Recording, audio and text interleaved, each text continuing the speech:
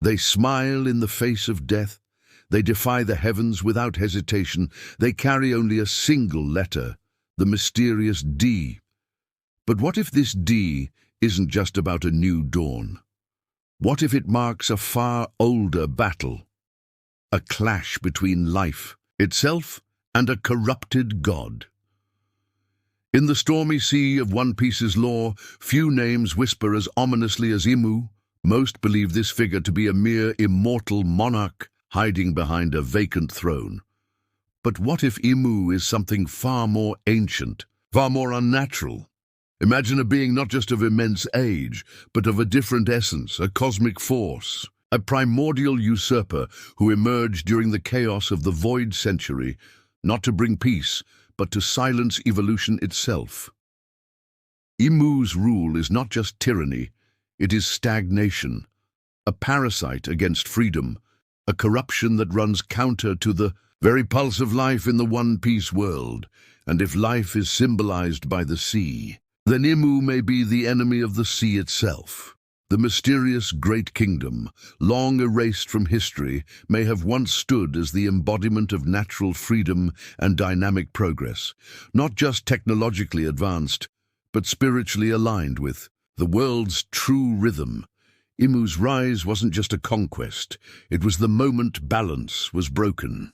Through manipulation, Imu seduced the 20 kingdoms with promises of divinity and power, transforming their descendants into the world nobles, the Tenryubito, and from behind the empty throne, Imu ruled in silence, not as a god, but as a thief of the world's soul.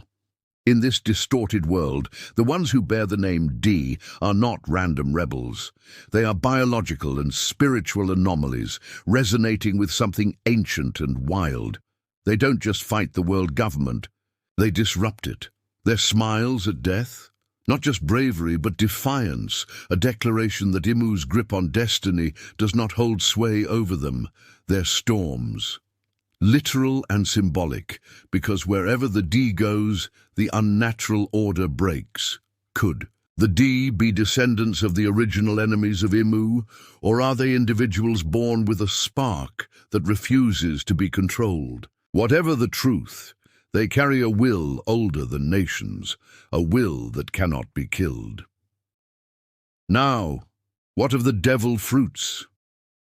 In this theory, the Akuma no Mi are not just mystical power-ups. They are tainted artifacts, fruits of a corrupted world. 1. Possibility?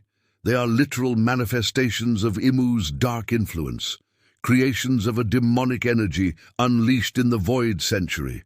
The sea, the mother of life, rejects them, because the sea knows they are unnatural. Another darker twist. Perhaps the devil fruits were once pure, born from human dreams, as Vegapunk suggests. But in the war of 800 years ago, those dreams were twisted. What once was potential became perversion, and yet amidst this corruption some fruits resisted. The Hito Hito no Mi model Nika, a fruit embodying freedom and joy, a light in the darkness, maybe even a mistake that Imu tried to erase. The ancient weapons are more than tools of destruction. Poseidon, power over the sea's living force. Pluton, a weapon of advanced creation, destruction through technology. Uranus, a mystery, but perhaps the very source of Imu's godlike power. Uranus may be the energy that allows Imu to obliterate entire islands from the sky, not just a weapon, but the very throne of false divinity. If so, then the final battle is not just for control of these weapons, it's for the soul of the world. Not all enemies of Imu are heroes. Roxy Zebek understood the lie of the world. He knew about the gods, the throne, and the ancient truths, but he didn't want to liberate. He wanted to replace. His vision was domination, not balance. His crew, monsters driven by power, reflected the darkness within his own will. That's why it took both Roger and Garp, two Ds with opposing ideals, to stop him. Because even the will of D can fall into shadow. And the wrong D on the throne could be worse than the false god they dethrone. In the end, the D are not just carriers of hope. They are the natural antibodies to a world infected by immus. Corruption. For 800 years, a false order has smothered the natural flow of life. Through lies, fear, and silence, but the sea has not forgotten, and neither has the will of D-Monkey D. Luffy, wielder of Nika's power, the sun god of liberation, is more than just a pirate chasing treasure. He is the culmination of an ancient resistance, a spark of chaos destined to ignite the end of an unnatural age. The battle ahead is not just good versus evil, it is nature versus corruption, freedom versus stagnation, life versus the false god. If you believe the battle for the world soul is just beginning, if you think the D are more than just a mystery, then join us as we dive deeper into the ancient secrets of One Piece. What do you think Immu really is?